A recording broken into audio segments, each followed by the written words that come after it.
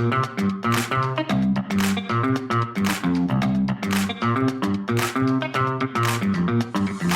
listening to the Product Coalition podcast with Jay Stansell. This is where product mastery happens. This is where careers are made. Welcome to the Product Coalition podcast. Let's go.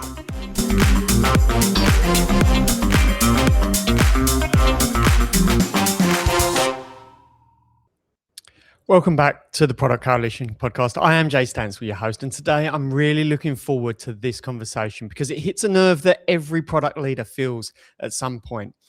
My guest today is Jürgen Dauk. Jürgen has spent nearly 30 years inside global enterprise technology companies. He's held senior leadership roles at Oracle, Avaya, OpenText, PlanView, and Quadient, amongst many others. He's led international teams of over 160 people, managed full P&L responsibility across multiple regions, and worked shoulder to shoulder with executives navigating complex transformation initiatives.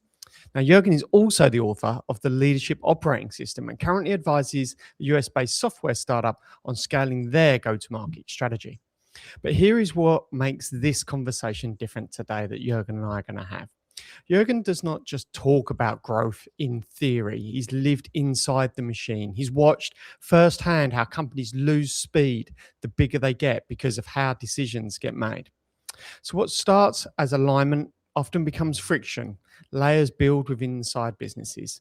And suddenly the team that used to ship fast is now stuck in a cycle of meetings, approvals, and second guessing each other's decisions.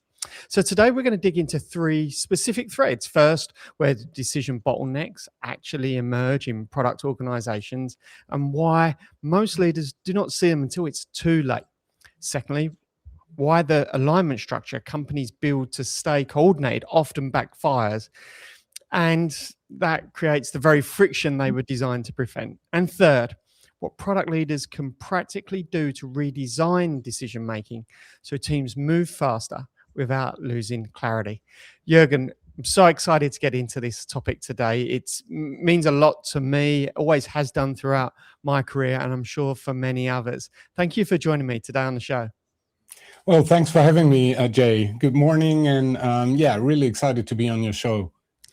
Jürgen, before we get into some of the specifics around losing speed, I'm keen to firstly know, why is this such a passion pain point for you? Why do you enjoy looking at this problem space of why companies lose speed? Yeah, very good question. So when I started my career, I started in a startup-like company locally here in Germany. They were inventing and producing hardware and software for a very specific market. Initially to finance my studies at university, and later on I stayed at the company for almost 12 years. And so the company grew, right? And what we had when we started, we were around, I would say, just shy of 30 people when I first joined the company. Everything was very agile and naturally, right? So we would exchange viewpoints. You would have sales, marketing, software engineers all being together. And that made conversations quite easy. And everybody was on the same page automatically. And not only information flew naturally around, but also decision-making appeared to be natural because, things were discussed, everybody could come up with an idea, and then it was discussed amongst different, subject matter experts, and then we came to a conclusion, and that felt more natural. So when I saw that company growing, I saw, as you said, I saw it to become slower. So new management practices were put in place, and you could see the distance between the different functions in the organization was simply growing between sales, marketing, product management, development, and a classical hierarchical structure was implemented, and this is where I see it so often die. And then after leaving that company, I worked for some of the largest tech companies, such as Oracle and OpenText. And what I saw again was I worked mainly in middle management or upper management. And I saw the same thing. So what was supposed to be a matrix organization in reality was, as in many companies, a classical command and control siloed organization. So information wouldn't flow really. Instead of trusting the people and asking people what they think, information was limited and decision was ultimately made at the top. And there was no real working together. And it was the opposite, there were KPIs for specific functions. And, nobody was tracked against the overall progress or the overall good of the company. So you would find the development team just measured on, outputs in their area. Then you would have the sales team just being measured on, how many deals do you close? What's your forecast accuracy? But it didn't seem like one whole company or unit. And I personally felt a lot of pain in that because, there was high expectation and pressure on me to deliver whatever, in that case, outcome was expected. But I felt quite limited in my influence that I can take on that. And I felt like I also had to make decisions without knowing every in and out of an area, right? And this is why so first I became frustrated about it, being in the middle, being squeezed out and having the feeling like there's a lot of theater played around and a lot of alignment meetings without getting things done. And then I got passionate because I saw other models that seemed to be working better and seemed to be closer to what I saw in this first company when it was still a startup company.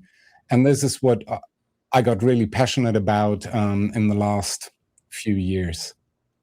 Nice. So there was this moment in your career where you had a moment and realized this is broken. This can't be what it should be forever. And I want to go on a mission and solve this problem for companies. As part of that realization, then, what was your personal first step to understanding better ways that companies could operate before you went out and started applying change? Yeah. So first, I wanted to get familiar with the topic. I wrote books about it, but that's all just theory. And then I started to reach out to people that I heard from, that I found on LinkedIn, that were involved in those change processes, that were running different organizational models. I started to talk to them, interview them. I started to meet them in their companies, and I wanted to understand, how does it work? What system are you using? But I also wanted to know, we all know theory sounds great, but what are you struggling with? What are the biggest hurdles to overcome when moving to such systems?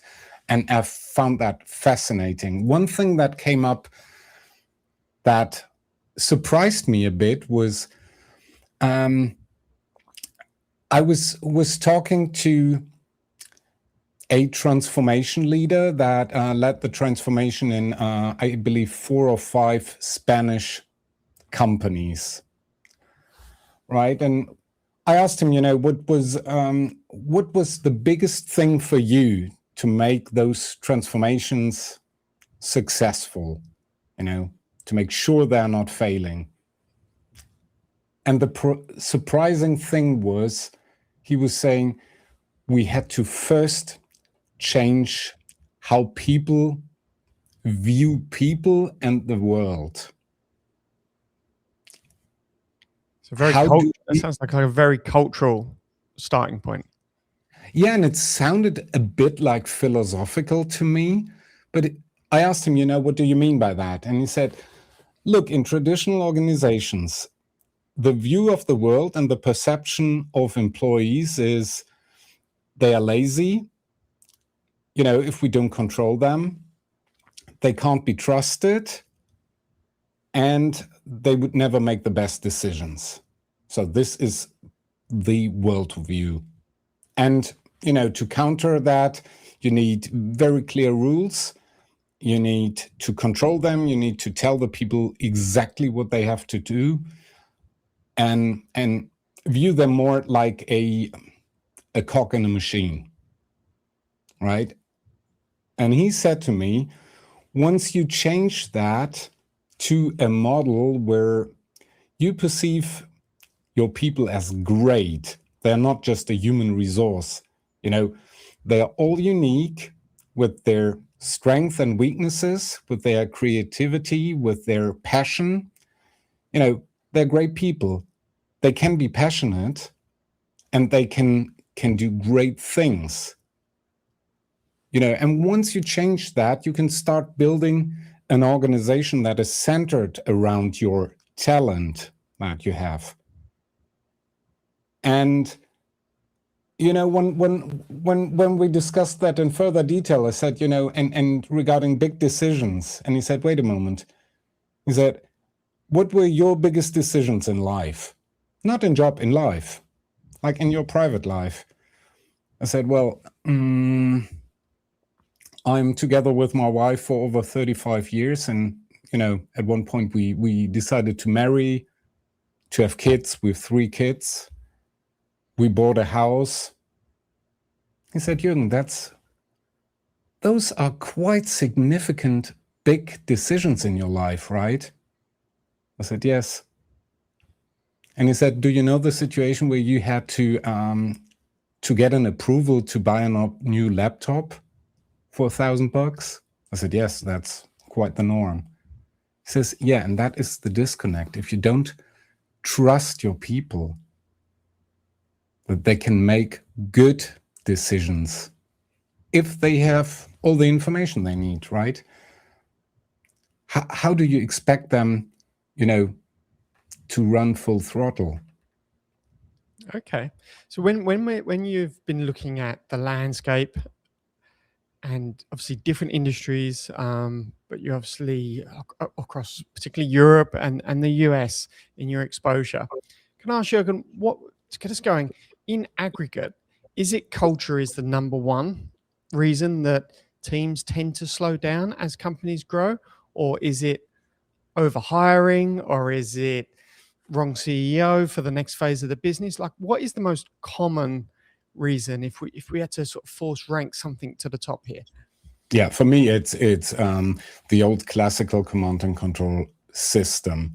We've built systems where nobody can flourish, really, where neither information flows at speed, where control and command is top down. And those systems were, invented and implemented at a time where markets were very stable, where, the speed of change was not like what it is today. You would build a car, and like if you look at Ford Motor Company, right? I mean, it was all about optimizing the flow, which was a great innovation at that time, right? And then Toyota came with a different system to pull stuff in instead of those rigorous planning. I think what we're seeing today is the speed of change is something we never had before, and it will only increase with AI, right? And then you see world crisis, you see, new tax regulations, markets changing quickly. And the systems that we have built are not made for quickly changing markets. They're made for stable markets. And they are not centered around human brilliance, right? They were just made for stable markets where you need workers that do what some geniuses at the top would tell them to do. Nice. Yeah, the old world was incremental improvements, and from a product management perspective, my backlog is typically incremental, evolutionary, and then revolutionary. And so it helps me think about the risk of the bets. Now, back in the day, change was expensive and experimentation was expensive when we think back to those factory concepts. But obviously, with software, it's got incredibly cheaper. And now with agentic tooling combined with software, it's got even cheaper still. When it comes to the mindset shift, that change is not expensive if you get it wrong, and there could be a good upside by getting it wrong because you'll learn something, and experimentation to work out what the right change is no longer expensive, particularly in the software world. What does it look like to leaders that you're working with on how you seed this change of mindset so that they are now open to alternatives? And what are those alternatives? So the alternatives that I'm seeing is that you're moving away from this classical structure and have cross-functional, more agile teams, right? And that you remove the hierarchy. And if you work cross-functionally, just imagine you have developers, product managers, but also sales and marketing, talking directly to each other and really asking. I mean, we have all the data about customer behavior and ideal customer profile, but it makes a whole different world if you're talking to the customer actually. And, just imagine, in product management, your whole reality is based on data. And, I've spoken to my last chief product officer I worked with, and she was brilliant, but she didn't have the time and resource for anybody to really visit enough customers. So there was a lot of money spent on a data lake project, on gathering information, but it was never verified. And the people who actually talked to the customer were in sales, in customer success, but there was no real linkage between those departments actually talking to customers and marketing, who were trying to address ideal customer profiles, and product management and development. So I've seen a number of cases where, based on data, what was designed as new features and new improvements seemed to be right, but customer acceptance wasn't that great. Okay. I want to bring the conversation back to the word you used earlier, which was theatre. I think that's a really important point to touch on, because continue with that scenario of a CPO getting out and talking to more customers. That's possible, feasible, generally realistic for them to make some changes in their world so that they can do that. However, when they bring the insights back that are ideally more substantial or better synthesized, there's better definition of what the customer needs versus what they want, and they've got a better story to tell, there is still, in a large organization or even a non-startup, let's just say, generally speaking, this theater of performance that you mentioned earlier. So whilst product people can go out and do their job better, what is it that they need to do to enable the rest of the organization to change the way they work with product? What are the difference of conversations they need to be having? What is the change that they need to be spreading, either externally and being a champion of, or internally champion it to demonstrate that it works? Because the theatre is going to exist anyway, no matter how good you are at your job. So how do you see through that theatre? Should you be calling it out? And how do you have different conversations to try and get rid of some of the theater and bring it back to some of the action? Yeah, so it all depends on which level you are, right? The higher you are in a classical organization, the easier it is to make a change and convince people that separate KPIs or conflicting KPIs won't fix the issues. And if cost and revenue are not aligned with your plan, that putting more pressure isn't solving it. I think if you're not in the top ranks of the org structure, what worked best for me is to seek some informal alignments, right? And instead of spending your time on those official reporting calls that block a lot of your week, just talk to peers in other functions and say, look, why don't we get together? Ultimately, we might have conflicting KPIs, but we have the same goal, right? We want to make sure we're successful as a company. Why don't we get together? Ideally, you're proposing to have an offsite meeting to really sit together and try to understand each other. If that's not in the budget, I would at least have a regular, and it can be once a quarter, a call where you're coming together and just brainstorming, talk about your issues, talk about what you're seeing and what you believe. And sometimes it's a real aha moment. Okay. I'm going to try and discover a little bit from you here, Jürgen, around cultural differences, around making some of this progress. I spoke about in the introduction that alignment often turns into friction instead of clarity. There's a process is agreed, there's approach is agreed, and then execution happens, and it turns out it's created bureaucracy, not acceleration. I don't want to talk about that generally, though. What I'm really interested in, Jürgen, is you've worked across Europe and America, as have I. Where do you see differences and similarities around cultural approaches to both establishing process, but also where those cultures do turn into friction instead of clarity? Because I hypothesize that the way we go about work in Germany is going to be different to the way we go about work as a startup in San Francisco, for instance. Is that an actual reflection of what you've seen and experienced? And again, how does alignment turn into friction in both cultures?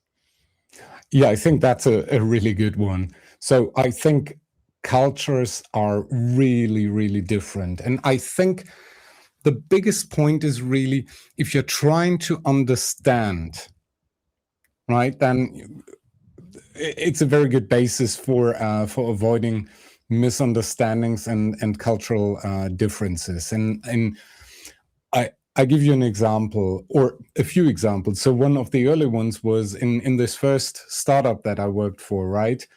We had a major OEM customer from Japan. And our logistics department was communicating with them via email about how things get shipped to Japan. And, so our responsible person for that logistic part sent an email and said, look, this is how we're going to do it, and la-di-la-di-la. And he got back an email saying something like, no, it can't be done like that. It has to be this way. So he said, understand your requirements, but due to local regulations, doesn't work, but it might be this. And he got just the same email back again. Cultural difference. So he got, in the end, the same email 7 times. And at that point, they were just booking a flight coming over to Germany to discuss. And what the problem was, the receiving party at the other side could culturally not say no. Right. It wasn't just an acceptable behavior. So it was really the understanding part. Same as for, like in Germany, people would be very direct. They would say, look, this is simply not good enough. There are markets where you would package it more like, look, in general, great work. There is this element which was not quite good. And I've seen that in discussions where somebody sitting in Europe was saying, well, that went quite well. So everything was, every feedback was positive, and there was just this minor thing. And I said, well, I think the message they wanted to bring across is it was crap. And it was just made very polite. So really understanding what the other person wants to say and wants to achieve is, I think, the biggest cultural difference. Right. Okay. Within that, some of those stakes can be very high stakes. You mentioned an example there, like internationally, intercontinental example. When it comes to the speed of decision making and the stakes are high, what is it that needs to change? What is it that needs to be different versus the day-to-day stakes around decision making? So first question is, is it reversible? Okay. Right? So it's a difference if I could just make a decision, and if it turns out to be a bad decision, you can revert without a high impact, right? If it's a decision with high impact, or with which can't be easily reverted, or a lot of money would have been spent, or you just can't turn it back, then I think traditionally it's okay, you need more approvals. But I think the real essence is how much information do we need to make a really informed decision, right? And what consequences do we have to take? And I think, people who are closest to the action can actually make a much better decision than somebody who has got a huge seniority but doesn't understand the real question really well. So for me, it's not so much about the seniority, really, and you can consult people, but the decision ideally has to be made by somebody who really understands the topic. So just imagine your company is designing, I don't know, power plants, right? So investments are huge. And if you have to make an important design decision, I think the person best suited for such a decision is somebody who knows the details of the product. Okay. Right? If that person understands the financial impact and has got all information, then I think it makes more sense for that person to make the decision than somebody who's, really far away from the actual thing that needs to be decided on. Okay. So to make that work in reality, is there for the social agreement up front before any decision's made around and understand who makes what decision and documenting that? Or is that therefore going to just create a bottleneck in itself where lots of decisions always come to one person, because most decisions are, I don't know, maybe financial investment decisions rather than operating principle or method decisions. So it's you need clear rules and guidelines. It's not just I empower you to make a decision and half of it is missing. You don't know up to what level, whom you need to consult before you make a decision. So you need really, really clear guidelines. You need to document that. You need to train the people. One of the biggest transformation initiatives I'm seeing right now is with a big pharma company, and I've been with them 2 weeks ago, and it's really a massive undertaking to have such it's a real giant company, right? And they wanted to move quickly into distributed decision making. So, and when that was first announced, people were really scared because they were not used to making decisions on their own. But more importantly, they didn't understand what the guidelines were, right? So what are the guardrails? How do I make decisions? Whom can I consult, or should I or have to consult before I make that ultimate decision? Also, how do we deal with conflict? Right? You can put people together in a dynamic team, but how do we handle conflict? Can I ask, what are some of the world-class ways you've seen the answers to those questions you just mentioned distributed, socialized, and taught or onboarded? How does that work? How do you get these manifestos out into multi-thousand person companies in a way that it's just not another email or a PDF or a slide deck, but it's actually socialized, engaged with, and adopted? What does that look like in great practice? So the bigger the company is, I would, from what I've seen, say the better it is to start in one area and to have a strong supporting team that works with that area. And what does it mean? Is the team where you're starting needs to be part of setting up those guardrails, right? They need to be on board. They need to be part of developing a manifesto on how we deal with conflict, right?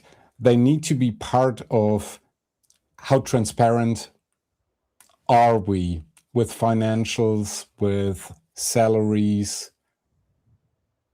And I would start with a team. You need, strong supporters in that team that really say, okay, a lot of uncertainty, but we're up for that. It's not only that it's needed, but we are actually interested and want to drive that change. And I've talked to at a transformation conference last year to an extended board member of a large automotive manufacturer, right? And he said, there's no doubt we need to do this change because we're becoming too slow and we're losing out on foreign competition. And they were like discussing, how do we approach that? And they started in one area. And surprisingly, it was their traditional finance silo. And, his feedback was there were a lot of people who were really up for it, were enthusiastic, wanted to contribute. Of course, some, wanted to, leave as quickly as possible, and they changed to other departments, right, that were not moving. But he said, he was surprised how many people were really up for that, although they were scared of the unknown. Okay, so this comes back to like sort of psychological safety that can often represent culture. But in a large organization, you mentioned in that example a department that was making change and one that isn't in the same entity. most people listening in are not sat at the top seat here, and as much as you say, talking about distributed decision making and cross-functional working, etc., there is, as you also said, still a traditional org chart a lot of the time there. What is the realistic change that can happen at the grassroots level, at a team-based level, to improve the decision speed, but without creating disruption throughout the rest of the organization? What can the middle management and the individual employees genuinely take away today to think about, here's what I'm going to do starting on Monday different, to improve decision-making speed in this entity, even though it's not coming down yet from the top down, and I don't want to wait forever for that to happen? Yeah, I would align with cross-functionally. Typically, you are in those organizations, you are siloed. Reach out to them, make the proposal, and say, look, I'm fascinated about different ways of working. You're probably as frustrated as I am with, working in different directions. Why don't we stick our heads together on how to make it different and try things out, right? And trying things out and brainstorming and taking small steps isn't that risky. And you can then prove, look, this is working better than what we had before. But, build the trust, small steps, and work together, informal. It doesn't have the big shot in the beginning.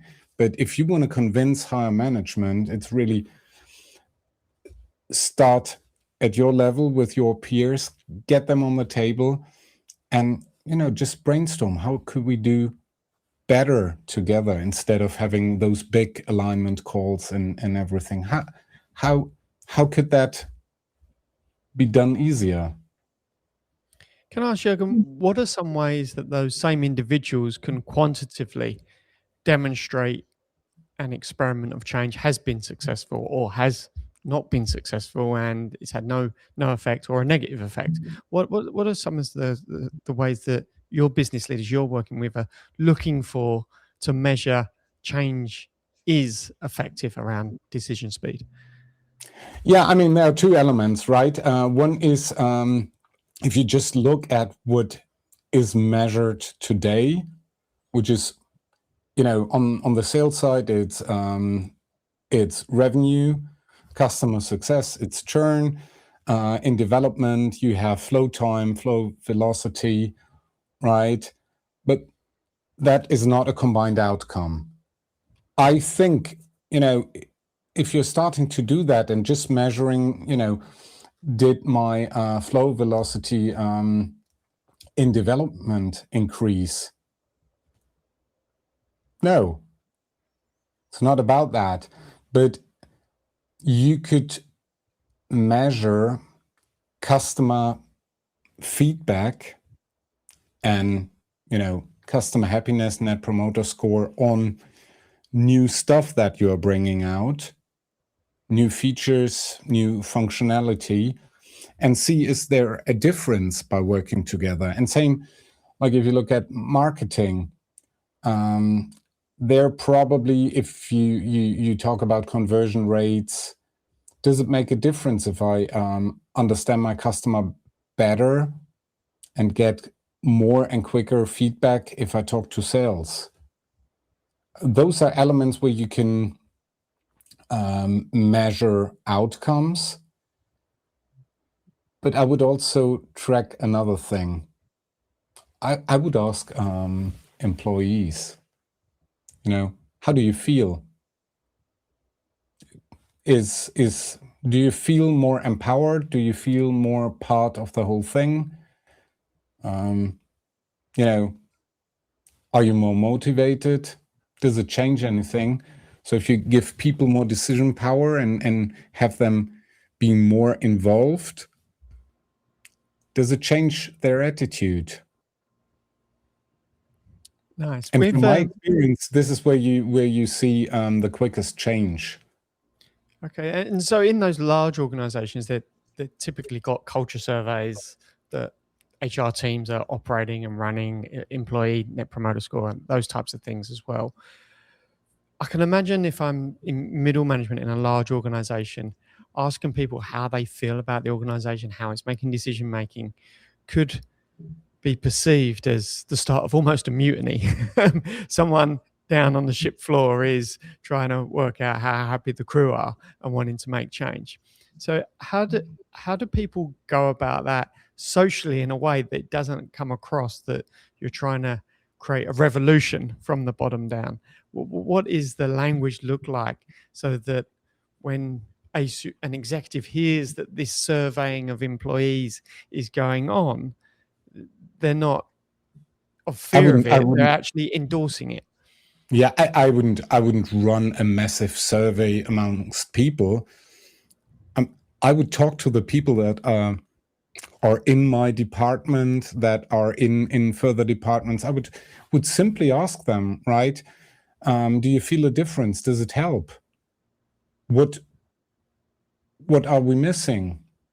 Those things. I think if you're asking those questions, you don't need a big survey, right? If you as a manager just ask your team, what do you think about this? How do you feel? Does it help you? Or where are you struggling? What are you missing? What am I missing? What are we missing? Nice. An observation I've got right now, Jürgen, is that when I think about my time in software over the last 30 years, is when it comes to making process, procedure, or in this instance, really, it's a cultural change as well in an organization. Other than the transformation hype of Agile 15 years ago, this is without doubt the best window to start thinking about how we could do things different, and the best window to stand out as either a potential future leader of a company or an existing leader of a company, because there is so much tooling change that happens. And as the tools change, the cultures and the processes tend to change around them as well. And I would actually encourage people to be brave in this moment, because another window like this of revolution with the tools that you're changing, the tool set's going to change more in the next 3 years than it's done in the last 25, probably, when it comes to Microsoft Word and Excel and databases and access to code and those types of things. What is it that you would like the audience to walk away with when it comes to being brave and thinking about how they could implement change to make decisions faster? Yeah, I think so 2 elements. One is ask yourself, what's my view of the world and the people around me? I think that helps when before going into what's the ideal future state of my role, my career, and the ways of working. I think those are essential questions. And then if you're thinking about new tools, so mainly how AI is revolutionizing all industries, right? You can look at it from, what will AI take away and at what speed? But the other side, and I think more and more people are getting that, is, well, what amazing things could we do with this new technology? So if you have great people and better tooling, right, you should be able to make amazing stuff. So, but I think, looking at those 2 angles, what could we build and how do we look at the world and the people are essential questions. Nice. I like that point on bringing it back. Jürgen, for those that are at the start of their career and that are going into their first role, their first organization, whether it's startup or enterprise, what is it around that clean slate opportunity of starting your career you would like them to really be thinking about for day 1, month 1, and year 1 of their career? So it's something that is really dear to my heart, because I've got 3 boys, right? And the 2 older ones are on the verge of going into their first roles. And we were discussing a lot, and they wanted to know, they said, well, Dad, you've been in business for so long. What would be your advice if I want to become successful in my career? And I said, look, my advice would be, things will change much quicker than at the time when I stepped into the world of business and career. So my advice would be, try to find areas that you really love doing, right? That you're passionate about, because naturally you will become good in those areas. And, change needs to be built in. There is no, I take this university degree and then I go into the job and this is my career for the rest of the life. Things will change. And, just don't try to fight it, but see the opportunity in it. I think, getting into areas you're passionate about, try to find what excites you, and then, embrace the change. And there's massive potential in change. There's always been. Yeah, and I think with that change brings new opportunities and working in environments that you could never dream of 25 years ago. The fact that we can remote work, that you can sit in a jungle and work if you prefer to be outside, or I think finding those working environments where the change will happen within the environment, but the environment itself may be a constant, is also going to help those young people find those places that they just love working in as their career changes over time. Yeah. Jürgen, this has been an absolute pleasure of a topic. I really appreciate the wisdom and the experience you brought into today's session. I also really appreciate those points you brought across around cultural differences, around US, European ways of thinking, and why it's so important to not only focus on the speed of decision making, but focus on how the way we talk to each other and we interact with each other will affect the speed of that decision making as well, because we all are products of different environments and therefore think about making decisions in different ways. So again, I really appreciate those perspectives. Yeah, thanks a lot, Jay, for having me on the show. It was a real pleasure, and I was looking forward to that, really. Fantastic. Well, thank you to the audience as well for listening in and joining myself and Jürgen today on this session around why product teams slow down as they grow. If you'd like to learn more about Product Coalition, you can do so over at productcoalition.com. Until next episode, thank you very much. And that's a wrap for today's episode of the Product Coalition podcast, hosted by Jay Stansell. Got questions or want to explore more topics? Connect with Jay on LinkedIn or join the ever-growing Product Coalition community on Substack. Thanks for listening.